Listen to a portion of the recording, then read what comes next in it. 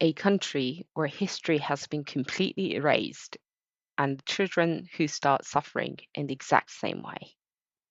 Today, I'm talking about a story that's both mysterious and a little chilling.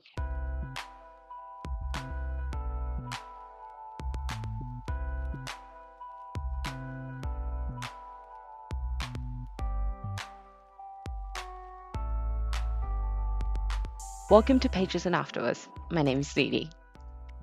This is a place where I give voice to the feelings, questions, and lingering echoes that remain after finishing a book. There will be no polished reviews or deep academic analysis here.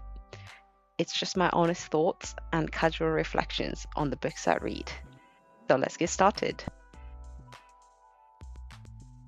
Welcome back to Pages and Afterwards, everyone. How's everyone doing?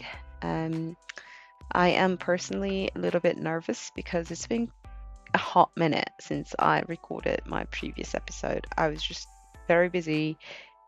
I haven't been able to read as much, and obviously I haven't been able to record my podcast straight after I finished this book. So if you find this episode a little bit awkward or a little bit different from my previous ones, that's probably why. That's probably because I'm a bit rusty on this side right now.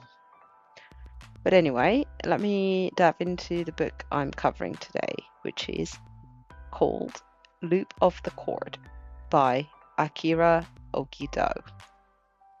So the story is set in a future world after a global pandemic called the Plague Era, set in late 2030s. The WHO has now evolved into the organization called WEO, the World Existence Organization, which basically acts as a global hospital, or like the world's hospital, ruling over health and survival of human species. So Alfonso is our protagonist, and he is a senior investigator for the WEO. The story begins when he's sent to a country called Ignorabimus. I don't know.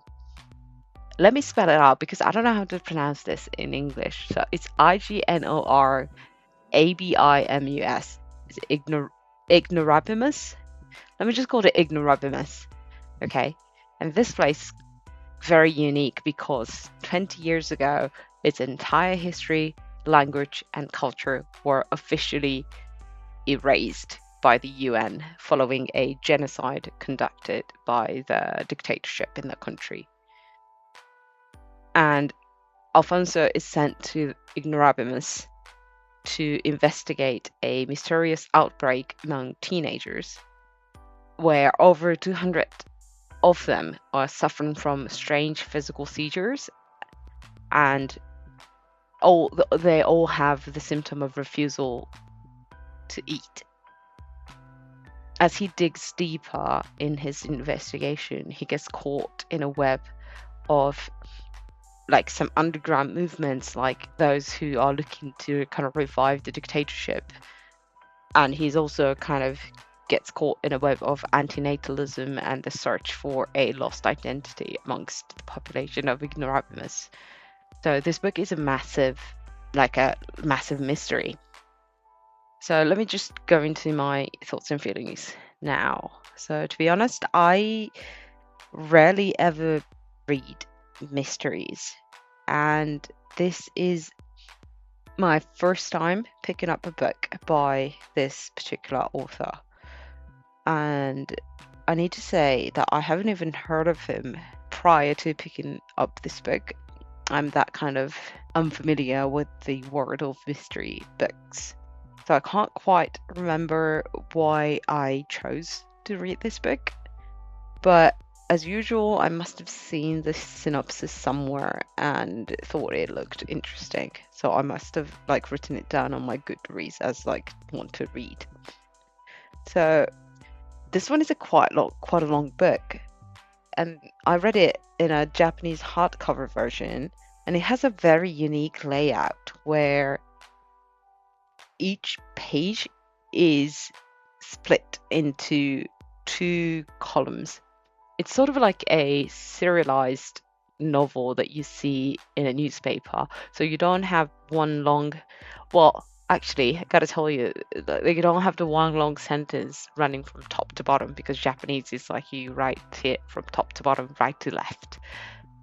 So instead of having that one long sentence covering the whole page, it has like a short column from the top to the middle, and it goes to the left, and then you kind of go back to the right hand side of the page, and that the second column is from mid page to the bottom of the page. I hope that makes sense. So compared to like a regular hardcover book where you only have one column style, I don't know if it's true, but like it felt longer of a story than the number of the pages kind of infers. And I've got to say, this, like, the whole book is long in and of itself, but it felt longer because of that unique layout. But despite the length of the book, the prose isn't overly difficult. So it was a page turner, and I found myself kind of breezing through the book. And one thing I felt like very strongly while reading this book was that I'm so glad that I was reading this as a physical paper book. There aren't a massive number of like speaking characters in this book, but many of them have foreign names in katakana, or like non-Japanese names in katakana, because a lot of them are UN officials, or works for some kind of international organization, or the people from the setting of Ignorabimus, and you get an impression that Ignorabimus is not based in Japan, or it doesn't draw a direct comparison with any of the existing countries, but I get an impression that it's not Japan. And then the book has the list of characters at the very beginning with names and their occupation. So it's very helpful to be able to kind of like flip back to it instantly whenever I felt like, wait, who are you?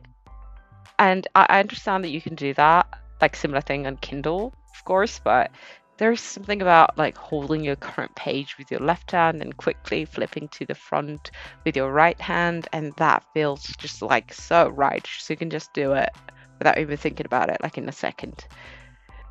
Yeah.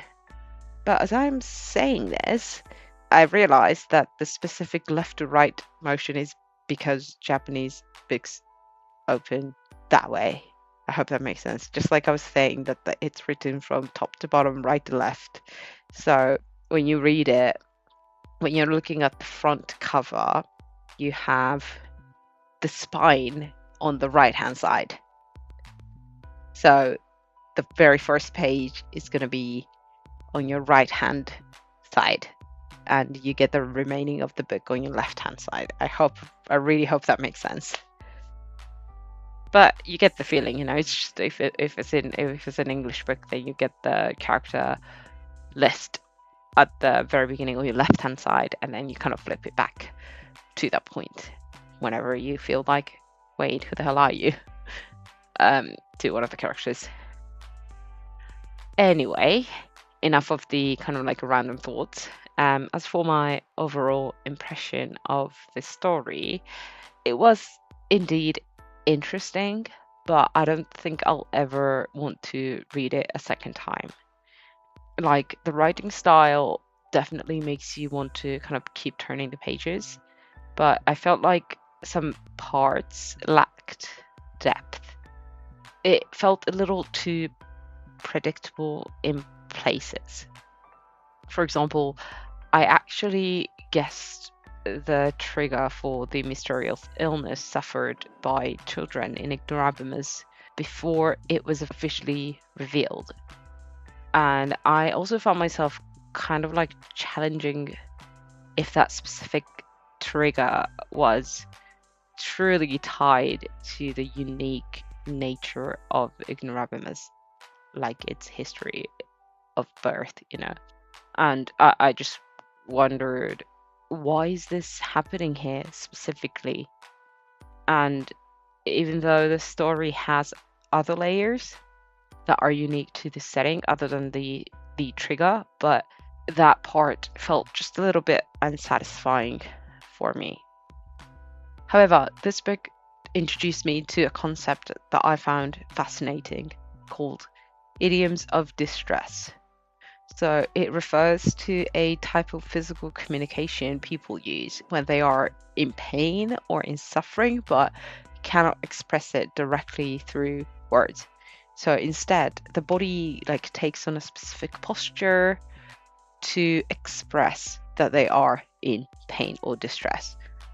So for example, a child who doesn't have the vocabulary to explain their emotional suffering might take a posture as if their stomach hurts because they've learned through experience that such a posture brings concern and care from others. So that's the only way they know how to express distress, hence the idiom of distress. So in the book, more than 200 children in Ignorabimus begin suffering from a mysterious illness at around the same time. And what's strange is that these teenagers have no connection to one another. Like they live in different places, different parts of the country, and go to different school, yet they all start exhibiting the exact same physical symptoms or postures at around the same time. So once it's understood that these physical symptoms aren't necessarily caused by an internal disease, the story shifts its focus. So it asks, what is the root of this distress and why did it manifest as this specific idiom across all these unrelated children simultaneously? And that perspective was incredibly interesting to me. And at the same time, the setting of Ignorabimus itself adds another layer of tension. Like after the erasure of its history, Ignorabimus is under UN management, and as they are being rebuilt from the erasure, they were flooded with capitals from developed nations like the United States. So on the surface, the country looks like a future-oriented, peaceful utopia. But what was refreshing of the book's vision is that why are these children so concerned and pushed to the brink in a place that is supposed to be a paradise or utopia? It left me with so many questions, for the children born after the erasure, for example, those who never knew the old language or culture or the dictatorship, have they really never felt distressed until now? If so, is that why these idioms hadn't appeared before? And it also made me wonder about the parents. How do they express their own distress? Do they have the language to express it? Is that why it doesn't show as an idiom? Even though what they currently are allowed to speak is not necessarily their native tongue, because if the parents were born before the erasure, their native tongue or mother tongue is different post erasure, right?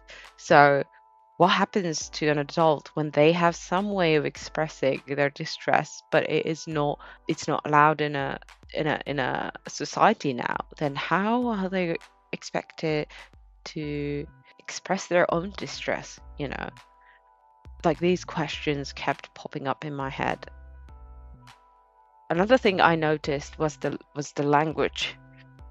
Even though the book is written in Japanese, I kept feeling like I was reading a book that had been translated into English.